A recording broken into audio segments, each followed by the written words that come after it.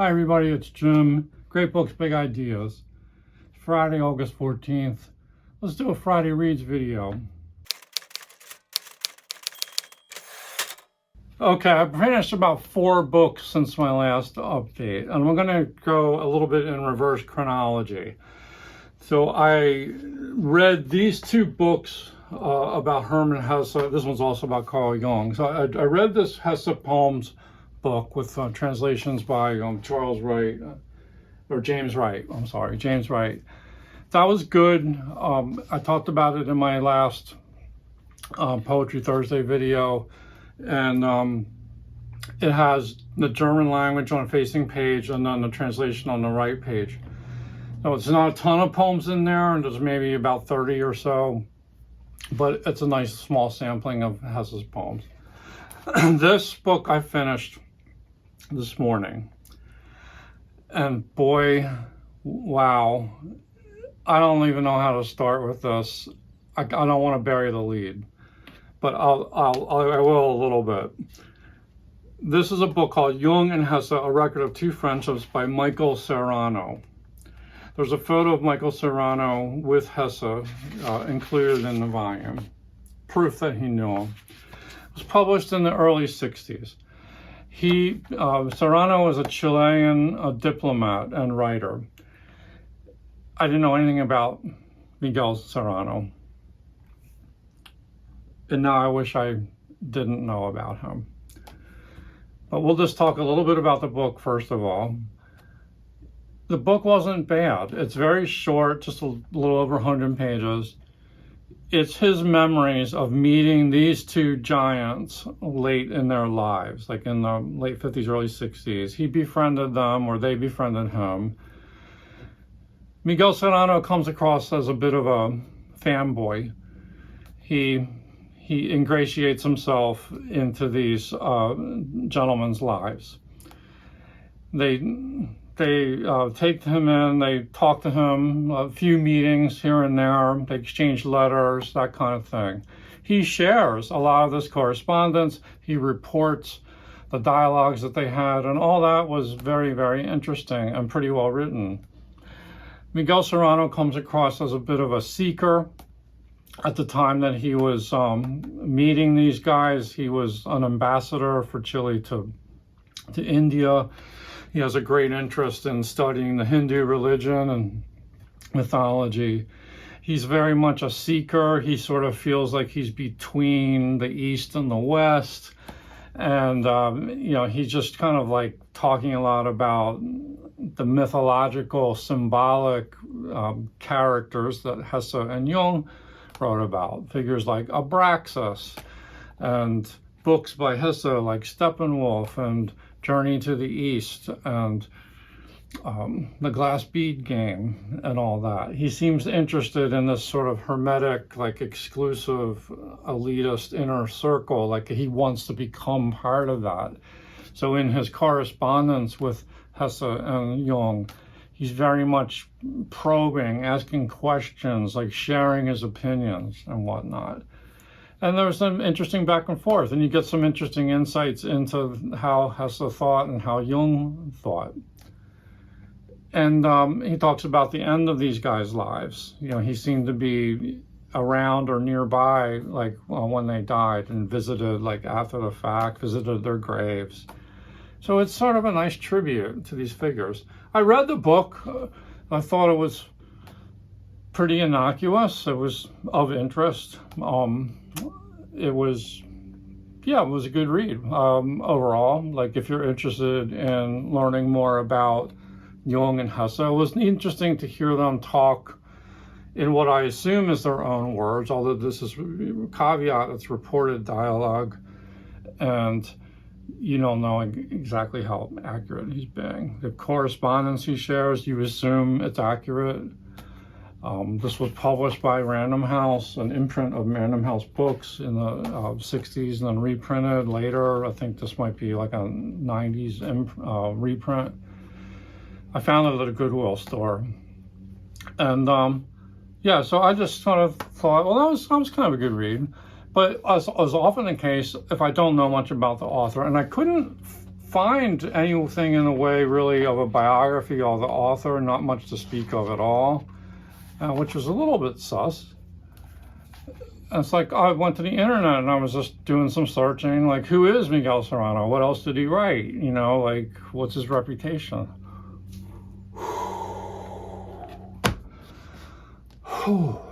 Wow, I was in for a shock. Let me just tell you what I found out. Well, I found out such things like Miguel Serrano was a neo-fascist, one of the most prominent and influential figures in the post-war international neo-Nazi and far-right movement. Are you kidding me? Good Lord. He began his adult life writing respected Chilean literature and serving as a legitimate diplomat, which is the character that comes across for the most part in this book. But later in life, he became this lunatic, crackpot, neo-Nazi. Really bizarre stuff. If you go, that's kind of culled from Google searching, and there's a long Wikipedia page on him. But I also found out at the speculative fiction database, which is a good research if you're into like sci-fi authors and stuff. You know, he published some stuff in that genre. I like their note here about Miguel Serrano. His dates are 1917 to 2009. He was a Chilean, quote, air quotes, philosopher who synthesized Hindu and Nordic religious traditions with a Jungian underlayer and came up with such novel beliefs as Hitler was an avatar of Kali the Destroyer. Humanity is descended from extraterrestrials, and this world is ruled over by an evil demiurge, the same one worshipped by the Jews. As a neo-Gnostic belief system, the notions he promoted approached the craziest delusions of insane fascists. Yet for fiction, the worldview made for fascinating short stories, almost Lovecraftian in their esoteric evils. I didn't see that coming. I guess when I see authors from Chile, I know Chile's got sort of a bad history with fascism and stuff. As I read more into this guy's biography, like, he stopped being a diplomat when Allende was elected president of Chile. Allende was a Marxist. So, you know, there was political turnover. And after that is when he really went off the deep end, I think. But even before World War II, he was a fascist. He had kind of switched from Marxism to fascism. It seemed like a lot of that was held in check during like the late 40s, early and through the 50s into the better part of the 60s. But then in the 70s, on to the end of his life, he became this notorious, infamous Nazi sympathizer. And, you know, there's some other crazy stuff in here too. Let me see if I can find it. Oh yeah. He didn't just adhere to standard political fascism, he transformed it into a literal neo-Gnostic religion. In books like El Cordón Dorado, The Golden Thread, he synthesized Nordic mythology, Hindu Vedic traditions, and Jungian psychology. His core ideological beliefs, I hate that I have to report this, but I just want to tell you about it because I was very shocked by it. His core ideological beliefs included that Hitler wasn't just a historical leader, but he was a divine spiritual entity, an avatar sent to Earth to save the Aryan race. He claimed that white Aryans were the spiritual descendants of ancient hyper-advanced extraterrestrials. He described himself in a 1984 press interview as 100% Hitler adherent. He believed that, you know, Hitler was alive and, you know, living in Antarctica. I mean, this is loony bin stuff. And I was so disappointed by this. So what I did after, like, you know, after I picked myself off the floor, I went back to the book and I was like, is there any evidence in here where he's kind of talking about fascism or Nazism, and there really is hardly anything in there. There was one exchange that he had with Jung through correspondence where he started going off on like how bad Marxism was, and that kind of got my attention. I was like, okay, this guy's definitely not a leftist. He might be fascist leaning, but he soft pedaled it. He didn't go like deep into the politics. And then Jung's reply to him was very interesting, and I think Jung has written about this, so he might have been like replaying some things in this letter. But he basically said, he said some not so nice things about the Nazis, where he said like they were kind of like the god Wotan was kind of like, which had been sort of neglected, with the modern ages, loss of belief in the gods and mythology and all that. But it kind of came back in the form of this Nazi National Socialism movement, and it was like a destructive force. That was the strong implication, and he wasn't praising it. And I'm just paraphrasing. And then Serrano didn't really respond to this. He didn't comment on that, like after he shared the letter.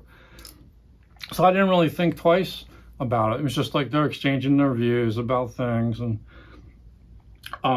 there's definitely some of the crackpot nature is like the seeds of that. You can see where there was one letter he wrote to Jung where he's just rambling and he's kind of like throwing everything he can against the wall and like, what do you think of this? What do you think of that? Like, and Jung sort of replies, like, oh, I'm sorry it took me a few months to write you back, but, it's sort of like your letter was kind of overwhelming, to paraphrase. And this is a guy who's like almost dead, he's like very much at the end of his life. He only has a few months left to live. And it's like, they have to kind of, Hesse and Jung, you get the sense that like they had to kind of put up with him a little bit. And I also got the sense that he's like, Serrano is sort of using these guys, like sort of as a footstool, as a pedestal, as a launching pad to kind of get his own career going as a writer. And it was a little bit smarmy that way. I wasn't thrilled with that. And that was a reaction I had even before I knew about all the Nazi stuff. But, and what came across pretty strongly was that Serrano was an elitist. And this is the danger when people get into the occult and like theosophy, some of like the branches of New Age movement, spirituality, like things like this. There is a subset of that neighborhood that is very prone to fascist ideology. And it's disturbing. And unfortunately, this guy was that. So that's about all I'm going to say about this. And Miguel Serrano, you're not welcome into this house. Next up, we've got a book I liked much more, and this is French Decadent Tales. And this was edited, or translations by Stephen Romer. I'm assuming he picked, translated with an introduction and notes by Stephen Romer. So he picked the stories. This, the decadent period in France, late 19th century, it's an interesting period in literature and culture. And there's a good selection of authors in here. He says in his introduction, this volume is called French Decadent Tales in that it assembles a group of writers associated in varying degrees with the so-called decadent school that flourished in fin de siècle Paris. The term décadence applied to a literary phenomenon which spread across the channel to include most famously Oscar Wilde, but also Aubrey Beardsley and Ernest Allison. As is frequently the case, one thinks in art of Impressionism and Cubism. The term was originally used as an insult by a journalist, but adopted with delight and defiance by the writers thus insulted. And he quotes Verlaine here. Let me read this quote by Verlaine, because it kind of captures the decadent spirit that was in the air. I love this word decadence, all shimmering and purple and gold, and I refuse obviously any damaging connotations it may have, or any suggestion of degeneracy. On the contrary, the word suggests the most refined thoughts a civilization can produce, a profound literary culture, a soul capable of the most intense enjoyments. It suggests the subtle thoughts of ultimate civilization, a high literary culture, a soul capable of intense pleasures. It throws off bursts of fire and the sparkle of precious stones. It is a mixture of the voluptuous mind and the wearied flesh, and of all the violent splendors of the late empire.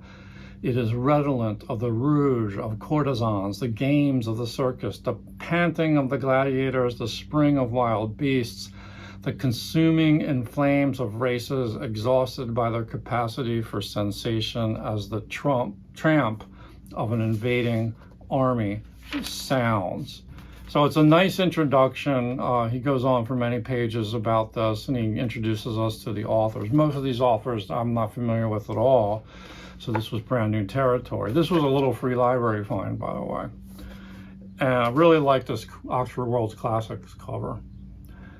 I'm going to keep this one. Anyway, let me take you through the authors, and I'll point out what were my favorite stories on the first read through. And not every author gets a favorite story, but I'll mention them.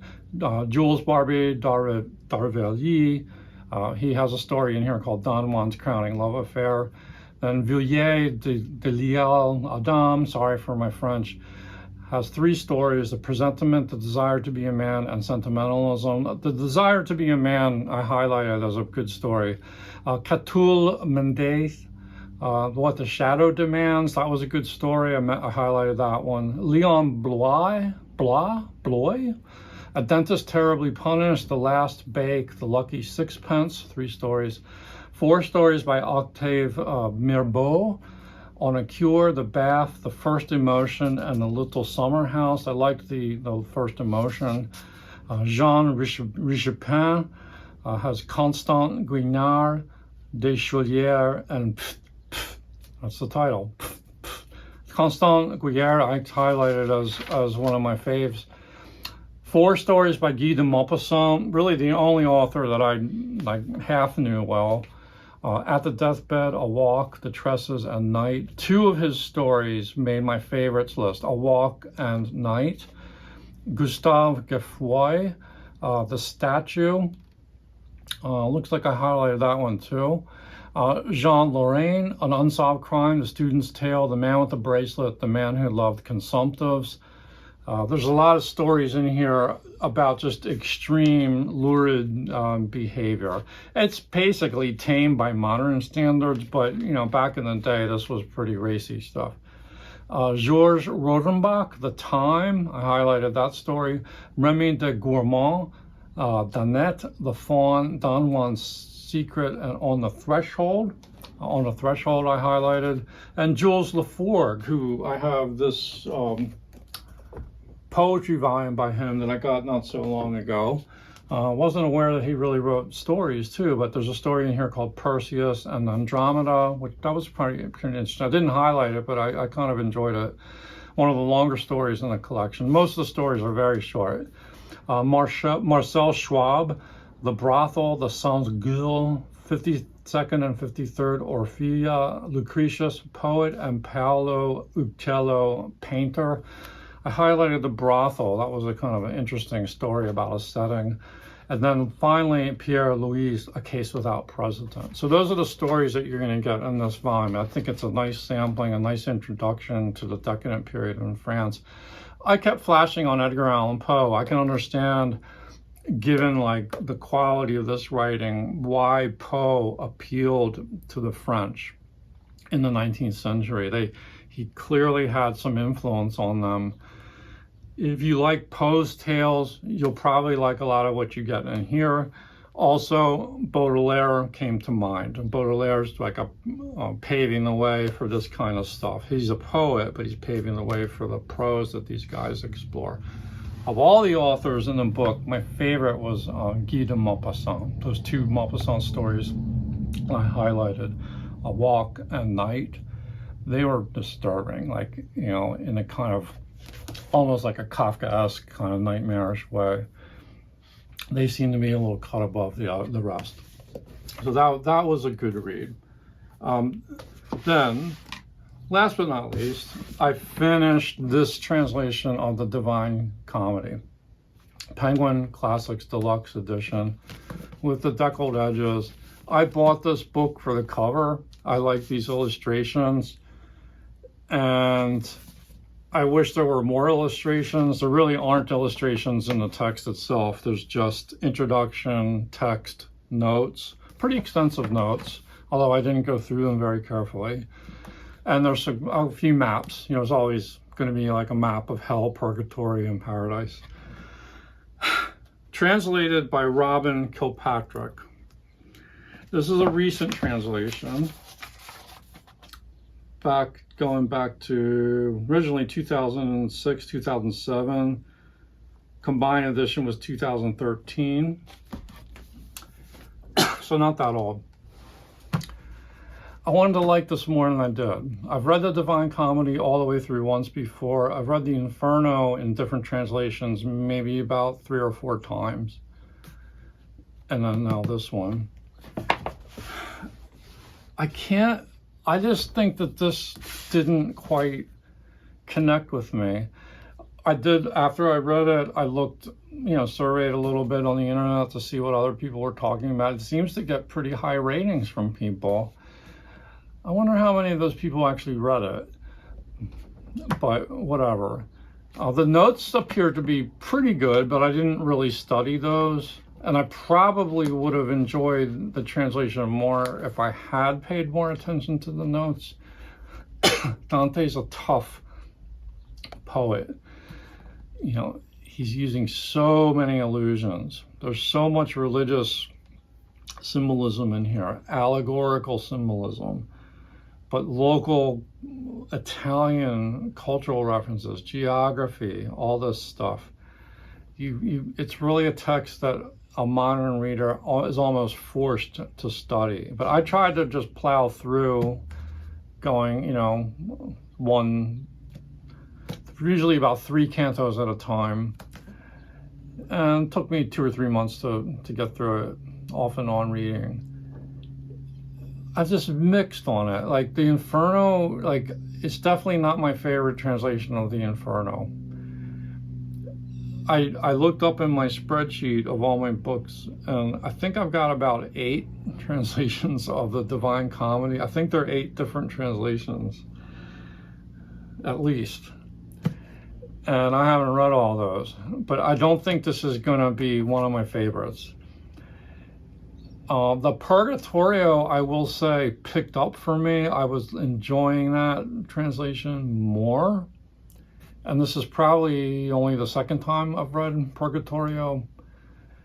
And similar reaction to Paradiso, which often gets slammed as being the least interesting of the sections of the Divine Comedy. And I think that's unfair. And Robin Kilpatrick did a partially decent job of making Paradiso like pretty interesting. I think the problem I have with the translation was its inconsistency. There would be stretches where I thought, like, I'm following it, it's kind of cool, like he's like kind of hit a groove, and that might go on for 10, 15 lines, and then I'd hit a stumbling block, or I'd trip. He did a good job of trying to reproduce Dante's like extended similes, but there would be lines that sounded a little bit too many British colloquialisms that just felt a little bit like too anachronistic. Like, I guess he's trying to make it accessible, but it just felt a little bit like off. But I think, and it's very hard to describe, but like, I think a translator can get prone to this problem where you're going line by line and you're trying to capture it, and you lose the forest for the trees. So like maybe like that 1 or 2 lines is pretty faithful to the text, but like the big picture of the passage gets muddled. And I was often very lost in here. And, Dante had Virgil and Beatrice to guide him. I needed one of them to show up and help to guide me through this translation. So anyway, I'm sad to report that I didn't like this as much as I wanted to. I'm on the fence. I'm leaning towards unhauling this. I have enough Dante in the house.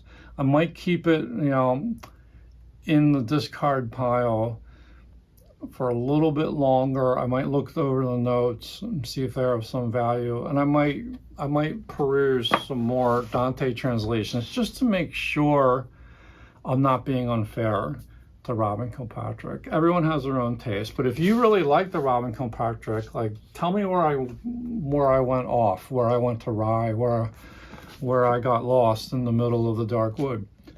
So yeah, a mixed bag with this. And in some sense, it seems like he's trying to write like iambic verse. He's not really trying to reproduce like the 3-line structure so much, which I kind of missed. He's not trying to rhyme much at all, although sometimes I notice some rhyming. English is such a rhyme-poor language compared to Italian, so it's a tough feat. But yeah, it was that sense of sort of losing my way, like getting lost far too frequently, losing the thread. That's what bothered me about this translation. So if you also had a similar reaction to this translation, I'd love to know. Maybe we can commiserate. That is my update. Yeah. Hope you enjoyed that. Let me know what you've been reading and finishing and DNFing if that's the case. And I'll see you again real soon. Thanks for watching. Bye-bye.